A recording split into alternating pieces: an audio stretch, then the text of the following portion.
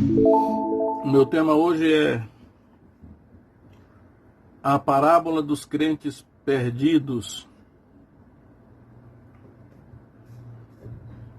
que costumeiramente é chamada a parábola do filho pródigo. Aliás, envolvendo todo o capítulo 15 de Lucas. Então vamos ver, porque essa parábola ao longo dos anos, eu acho que é o texto que eu mais tenho ouvido pregações, é sobre a parábola do filho pródigo. Por causa disso eu já dei vários nomes a esse capítulo. Principalmente a história do filho pródigo, a parábola do filho pródigo. Eu já chamei de a parábola do filho perdido, a parábola do filho arrependido. E hoje eu entendi que não é só a parábola do filho pródigo, mas todo o capítulo de Lucas constitui uma parábola só. E é uma parábola, na verdade, constituída de 3 quadros, ou de 3 parábolas. Na verdade, são 3 parábolas numa só, né? Porque no versículo 3 ele diz assim: e ele lhes propôs esta parábola dizendo. E aí então ele falou no singular, esta parábola. E aí contou aquelas 3 histórias, ou seja, 3 parábolazinhas ali, ou 3 parábolas. Mas ele falou no singular, né? Contou-lhes esta parábola. E em nenhum lugar está dizendo assim, contou-lhes outra parábola, ou é como se... Então eu entendo que, de certa maneira, é uma parábola só, todo o capítulo 15 de Lucas, porque tratam de um mesmo assunto, de um mesmo tema. É uma verdade só que ele procura ensinar nessas 3 parábolas, que é uma só. Então vamos começar aqui lendo Lucas 15, de 1 em diante, diz assim: e chegavam-se a ele todos os publicanos e pecadores para o ouvir. Então, para entender a parábola, nós temos que nos focar que o auditório de Jesus, a audiência de Jesus, nesta oportunidade, ela é constituída de publicanos e pecadores.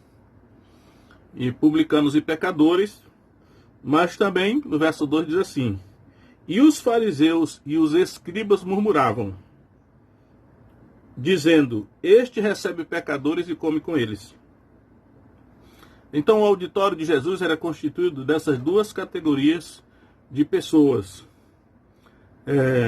Publicanos e pecadores, e fariseus e escribas. Os fariseus e os escribas. Então, na verdade, ele aqui está falando para judeus, né? Temos que entender que Jesus está falando para judeus. E o Lucas, ao mencionar essas 2 categorias de pessoas que constituem o auditório de Jesus, ele está se referindo à nação de Israel. Exatamente a composição da nação de Israel. Esses publicanos e pecadores aqui é o povo, né? Era, por assim dizer, os leigos, né? O laicato, por assim dizer. Era o povo de Israel.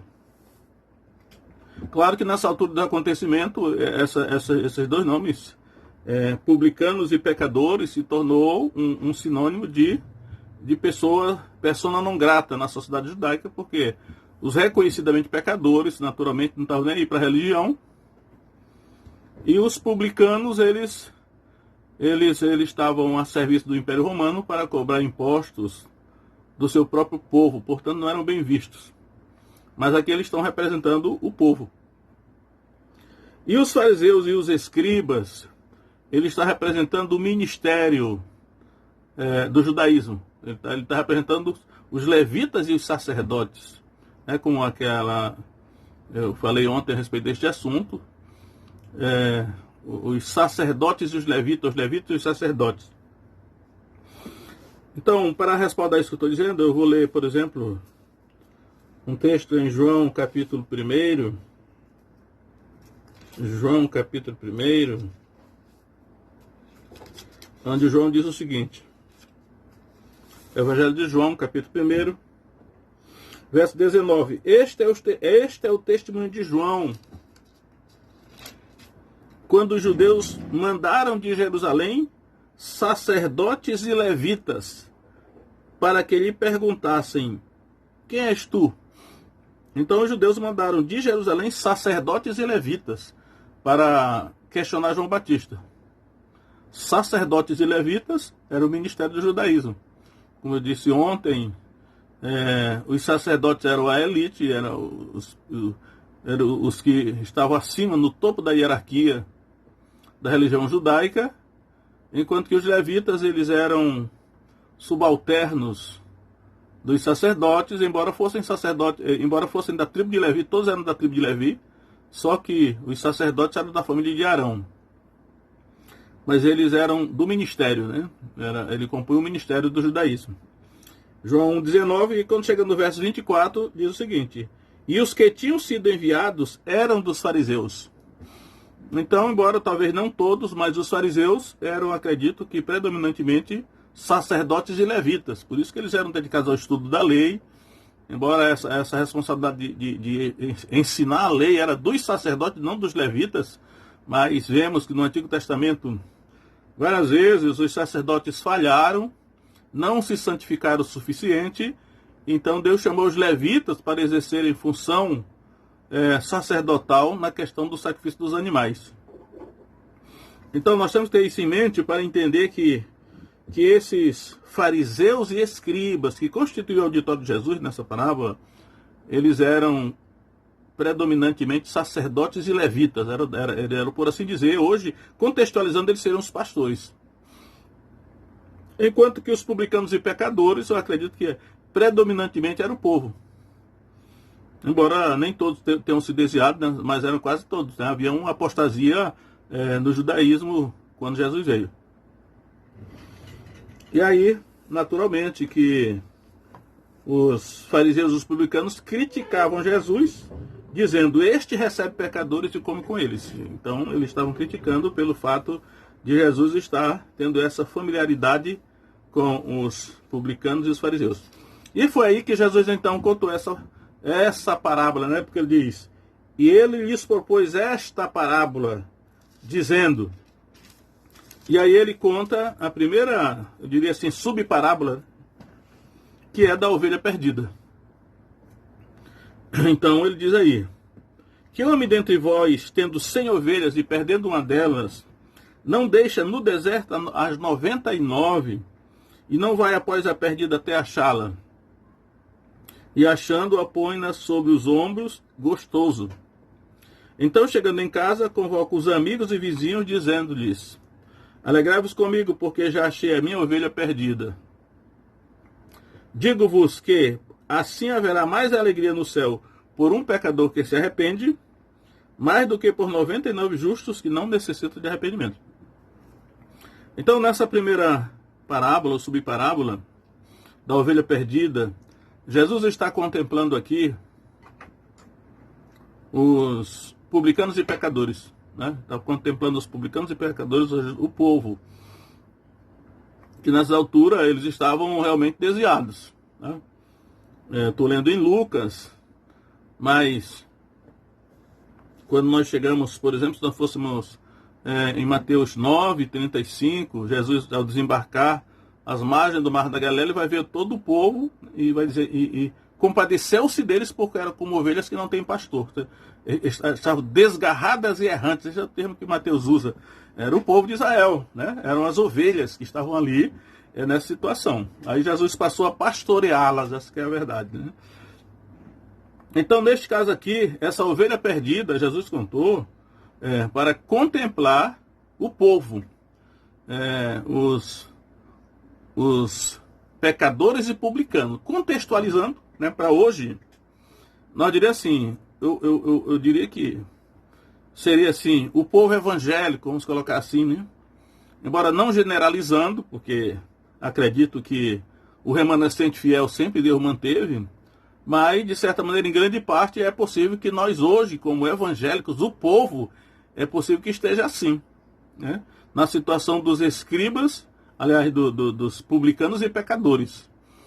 E aí, você vê que Jesus falou que havia 100 ovelhas e uma perdeu-se. Então a proporção é de 1 para 100 que se perdeu. E aí esse homem foi à procura da ovelha perdida. Então, eu já quero adiantar que esse pastor aqui representa Jesus. Tá? Ele realmente veio buscar as suas ovelhas perdidas. Como é que essa ovelha se desgarrou do aprisco? Poderíamos até pensar assim. Hoje, por exemplo, os desigrejados, eu pensei nos desigrejados. Os desigrejados hoje é um assunto muito sério, delicado, mas nós temos que ser muito sinceros nisso aí. Mas, e os desigrejados? Primeiro, por que eles se desigrejaram? Segundo, eles estão perdidos ou estão salvos? Não sei, né? Mas, de alguma maneira, me veio ao coração que esses publicanos e pecadores aqui, em parte, são desigrejados, né? Porque lá no judaísmo eles se desviaram em grande parte por causa da apostasia da liderança também. Mas eu quero chamar a atenção para 2 pontos no final desta parábola. No finalzinho ele diz assim: então, chegando a casa, convoca os amigos e vizinhos, dizendo-lhes: alegrai-vos comigo, porque já achei a minha ovelha perdida. Então, aqui, olha só.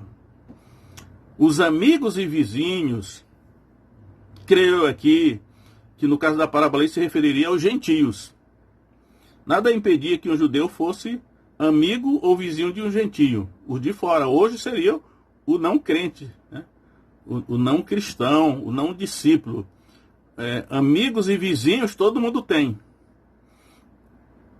E aí, esses amigos e vizinhos aqui só foram alcançados para vir para essa festa de comemoração depois que a ovelha perdida foi achada. Então, será que nós hoje, ao fazer cruzadas de evangelização para evangelizar, né, os de fora, os amigos e vizinhos que são descrentes, estaríamos esquecendo de procurar essa ovelha perdida, que são os nossos irmãos mesmo, né, que por se escandalizarem muitas vezes pelo comportamento da liderança, ficaram desigrejados. É bom pensar nisso, né? Se nós não estamos, de certa maneira, invertendo os princípios da Bíblia. Porque aqui, os amigos e vizinhos só foram contemplados para participar da festa depois que a ovelha perdida foi achada. E observe que essa ovelha perdida não é o descrente, não, porque o descrente sempre esteve perdido.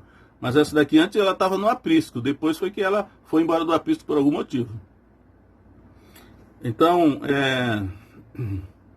essa é a questão, né, que está aí nesse texto. E aí, naturalmente, Jesus estava falando para os pecadores e publicanos. Ele estava, de certa maneira, dizendo que eles eram essa ovelha desgarrada, né, e que a conclusão é que estavam perdidos. Estavam perdidos. E no verso 7 mesmo, ele termina a parábola dizendo assim: digo-vos que assim haverá mais alegria no céu por um pecador que se arrepende do que por 99 justos que não necessitam de arrependimento. Então, essas 3 parábolas aqui, elas terminam sempre no arrependimento. Era necessário arrependimento. As pessoas se arrepender. Então, está dizendo, se na verdade essas 3 parábolas, a moral disso aqui é arrependimento. Estava perdido, então precisava de arrependimento. Então é preciso arrependimento. A pessoa que se desviou está perdida. E para voltar tem que ter arrependimento. Aliás, eu vou até... Tem um texto em Tiago que eu não vou me deter muito, mas ele dá uma certa luz, né? Tiago capítulo 5, ele termina dizendo o seguinte. Tiago 5,19. Irmãos, se algum dentre vós, esse dentre vós aqui, ele começa no verso 13 assim: está alguém entre vós aflito? E no verso 14, está alguém entre vós doente? E no verso 19, irmãos, se algum dentre vós, ou seja, um crente da congregação, que aqui é chamado de sinagoga, né? Se algum dentre vós se tem desviado da verdade e alguém o converter, olha, o converter aqui, né?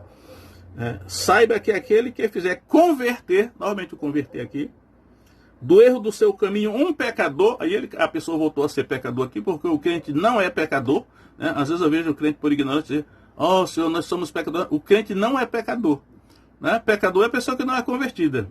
O crente é santo. Ah, mas não é perfeito, pode não ser, mas a Bíblia chama de santo, né? A pessoa que se reconciliou com Deus é chamada de santo, por mais defeito que tenha, né? Mas pecador é o ímpio, inconverso, isso aí que é o pecador. Agora, aqui o que se desviou já foi chamado de pecador de novo, então ele voltou a ser um pecador, então ele está perdido. E aí essa palavrinha converter, que é repetida aqui no texto, significa dar meia volta, né? Os militares sabem que conversão, né, na ordem unida militar, conversão à direita, conversão à esquerda, e meia volta é essa conversão que ele está falando aqui, na volta do caminho que está indo. Porque se tornou um pecador de novo, aí diz aí, sabe que aquele que fizer converter um pecador do erro do seu caminho, salvará da morte uma alma. Isso, salvará da morte uma alma. A alma então já está perdida de novo. E cobrirá uma multidão de pecados. Então, é o caso aqui. Mas para não me demorar muito nesse texto, vamos para o próximo, que ele diz assim, ele não diz assim, contou-lhes outra parábola, nem diz assim, é como se também não, ele só fala assim, ou qual é a mulher que tendo 10 dracmas, 10 moedas, né? 10 moedas, e se perder uma delas, não acende, então, não acende uma candeia, né?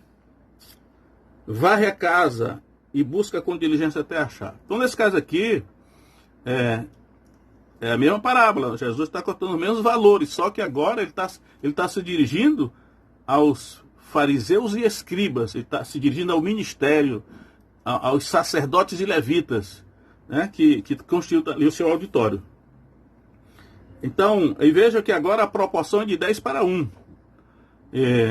Eram 100 ovelhas, aqui são 10 moedas. E lá uma se perdeu, aqui se perdeu uma também. Só que a diferença é que a ovelha se perdeu fora do aprisco, foi embora do aprisco. E essa moeda se perdeu dentro de casa. Ou seja, o que Jesus está falando para esses sacerdotes, sacerdotes e levitas, que eram escribas e fariseus, hoje seriam os pastores, né? E aí sempre digo sem generalizar, né? Para ser justo. Mas o certo é que ele está se dirigindo aos pastores. Aí ele diz aí, enquanto o pastor que foi à procura da ovelha perdida, ou o homem, representa Jesus, essa mulher representa o Espírito Santo. Né? É uma coisa estranha que a figura de autoridade aqui nesse caso é uma mulher, mas é porque essa mulher representa o Espírito Santo. Então, e a moeda foi perdida dentro de casa. E aí veja que a maneira de achar a moeda perdida dentro de casa é diferente da maneira de achar a ovelha perdida fora do aprisco. Então ela faz aqui 3 coisas. Em primeiro lugar, acende uma candeia. Essa é a primeira coisa para achar a moeda perdida dentro de casa, que são os escribas e fariseus, ou fariseus e escribas, como está no texto, acende uma candeia, ou acende uma luz. Procurando meditar nessa questão, o que significa acender uma luz? Em Atos capítulo 12, verso 5, enquanto Pedro estava preso por Herodes, a igreja fazia contínua oração por ele. Aí no verso 7 vai dizer assim, que um anjo veio e uma luz resplandeceu na prisão. Então acredito eu que a maneira de acender uma luz, apesar de que a mulher representa o Espírito Santo, é o Espírito Santo que está agindo na igreja para que essa moeda seja achada, perdida dentro de casa. Mas para que seja acesa uma luz, a igreja deve orar. Né? É orando que uma luz vai se acender. E a segunda coisa que ela faz é varrer a casa. Varrer a casa é um ato de limpeza, né? Uma vez que a luz é acesa, aquela sujeira que não era visível por causa da penumbra ou da escuridão que estava na casa, não era vista a sujeira. Mas uma vez que a luz foi acesa, então agora a sujeira é vista. E aí então ela varreu a casa, tirou a sujeira. Então, enquanto a igreja está na carne, né, os pecados mais grosseiros não são vistos e são tolerados. Mas quando o Espírito Santo começa a agir em resposta à oração da igreja, então os pecados são vistos. Né? A venda é tirada dos olhos da igreja, e a igreja então ela vê os pecados, que é a sujeira, a imundícia. E aí, varrer a casa significa então tirar o pecado, né, da igreja. Aí diz assim, e busca com diligência. Busca com diligência. Então a moeda está perdida dentro de casa, já foi acesa a luz, já foi tirada a sujeira, mas mesmo assim ainda demanda uma busca diligente. No caso aqui a mulher, que representa o Espírito Santo, mas acredito que o Espírito Santo usa pessoas, né? Busca com diligência achar a moeda que está perdida dentro de casa. E aí nós temos que ter cuidado, porque eu tenho observado que algumas igrejas, né, até assim, bem intencionadas, elas visam somente evangelizar o de fora e se esquece da moeda que está perdida dentro de casa.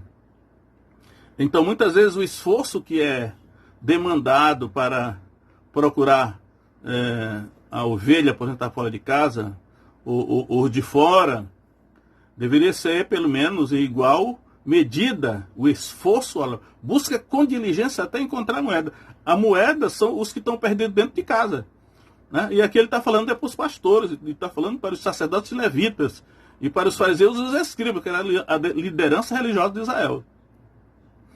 Então, essa busca diligente que o Espírito Santo, representado da mulher, faz dentro de casa até achar essa moeda. E veja, o mesmo fenômeno acontece na conclusão daquela primeira parábola, acontece na conclusão dessa. Verso 9, achando-a convoca as amigas e vizinhas. Então, as amigas e vizinhas, que aqui, creio eu, representam as pessoas, os gentios, né, as pessoas de fora, os descrentes, são convidados para a festa só depois que a moeda perdida foi achada.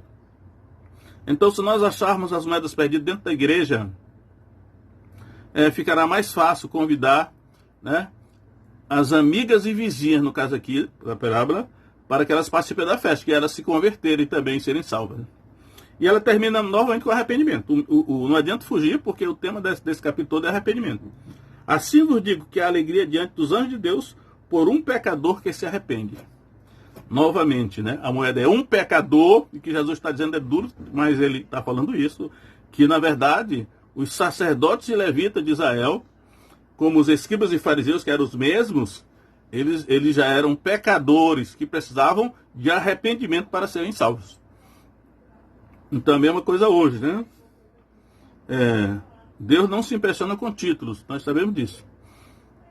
Então é bom a gente meditar nisso aí, porque essa parábola, por isso que eu disse que essa parábola eu chamei agora a parábola dos crentes perdidos.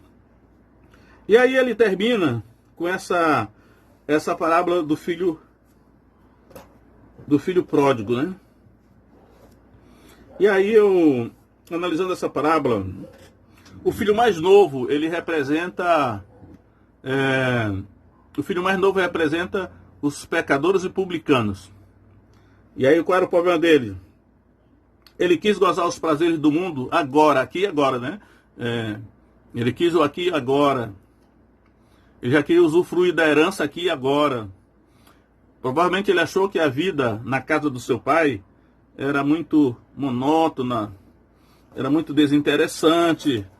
E naturalmente ele via o mundo, como hoje podemos ver, com tantos prazeres a oferecer. Então ele desejou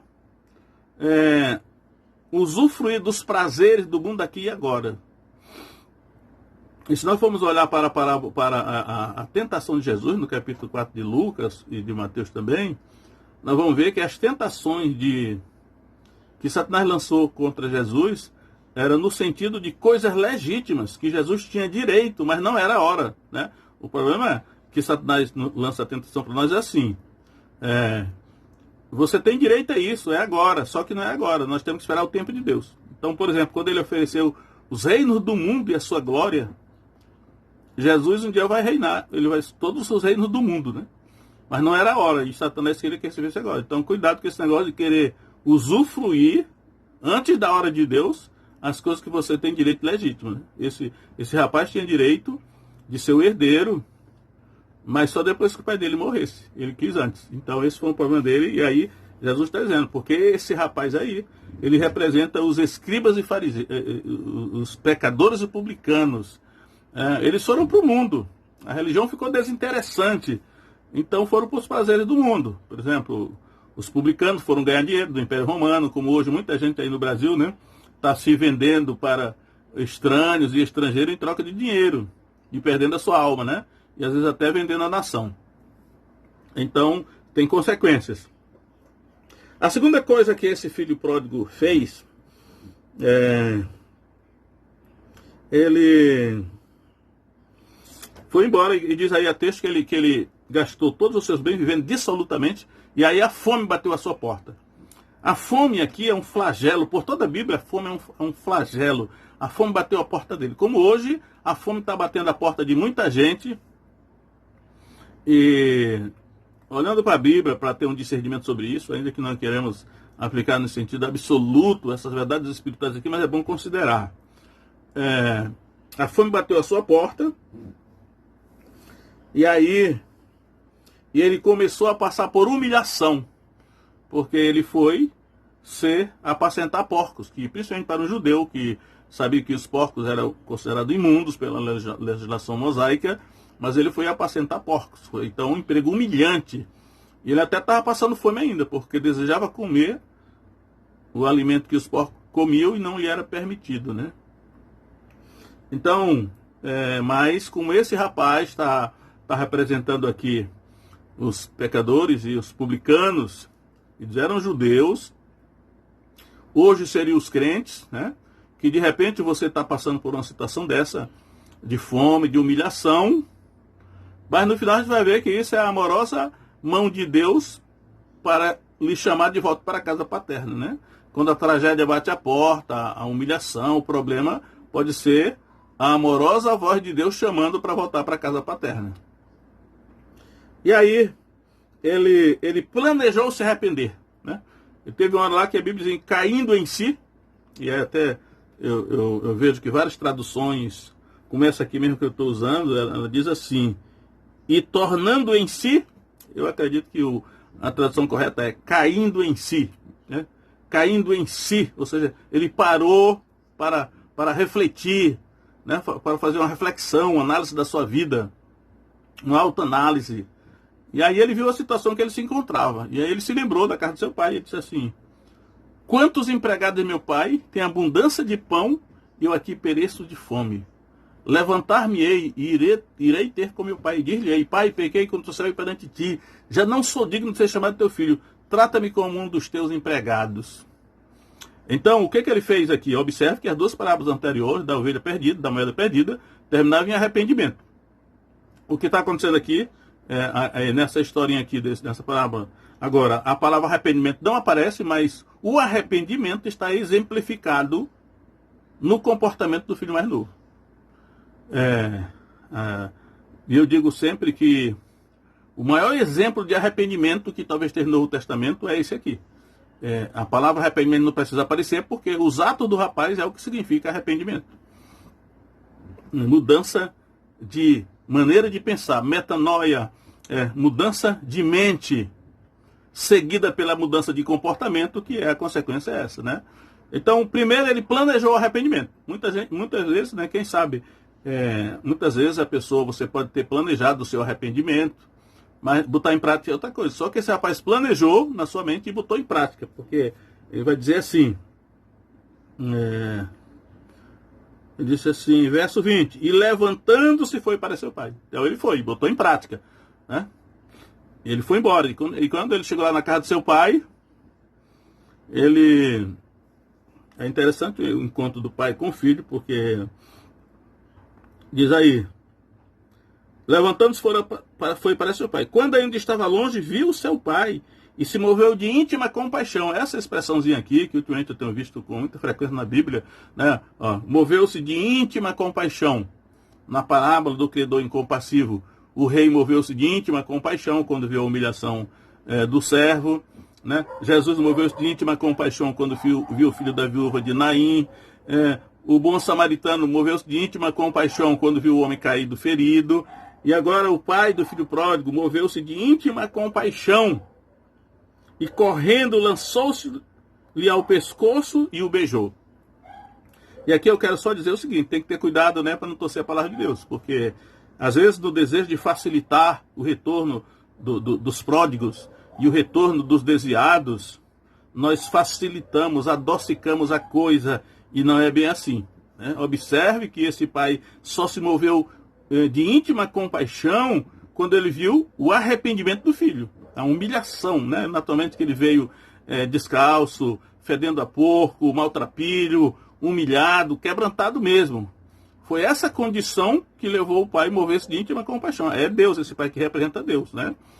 Então, não adianta querer receber o perdão, a reconciliação, sem um arrependimento genuíno e verdadeiro, que é geralmente a auto-humilhação. Aquele que assumir se humilhar será exaltado, né?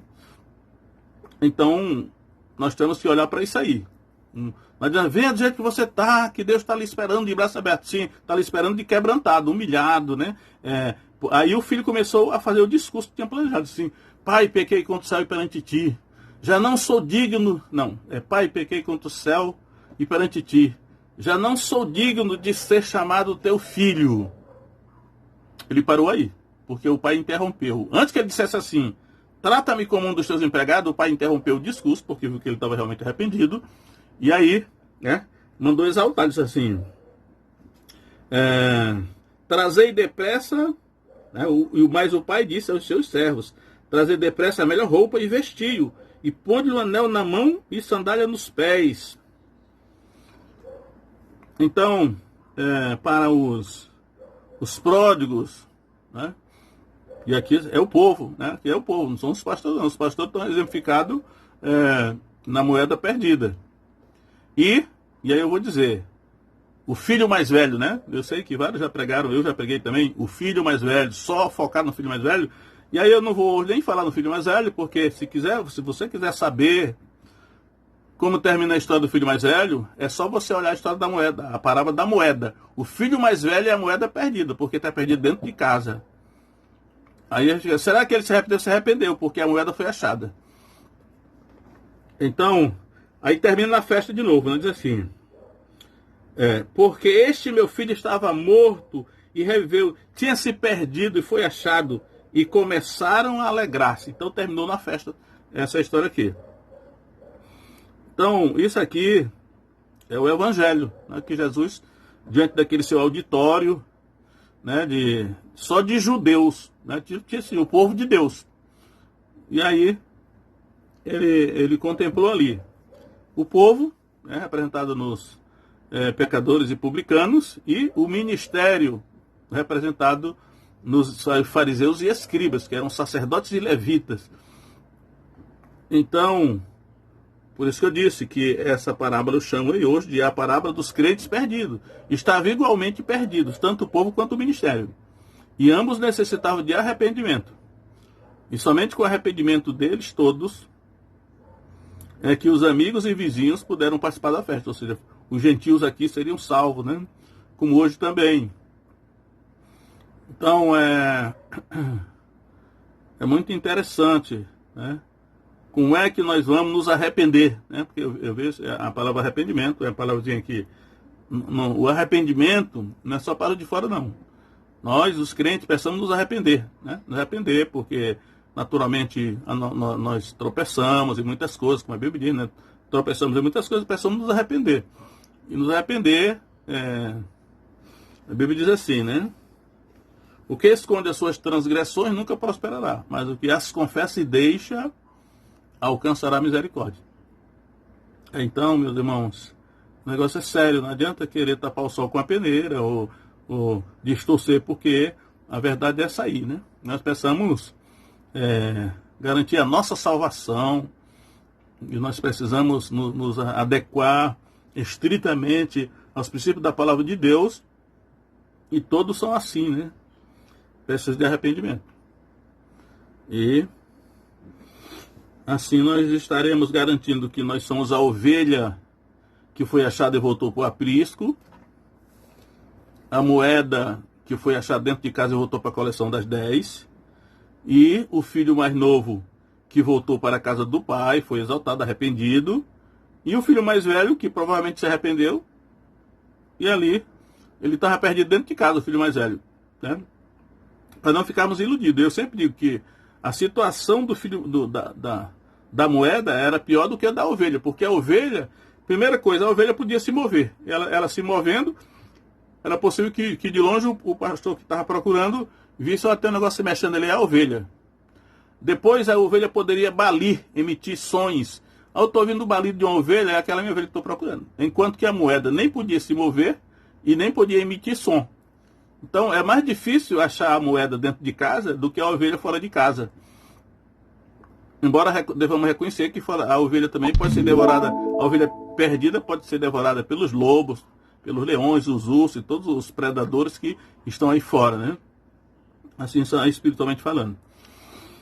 Então, palavra dos crentes perdidos, e poderia ser a palavra dos crentes arrependidos, porque mediante o arrependimento todos foram salvos, né? Não é diferente conosco.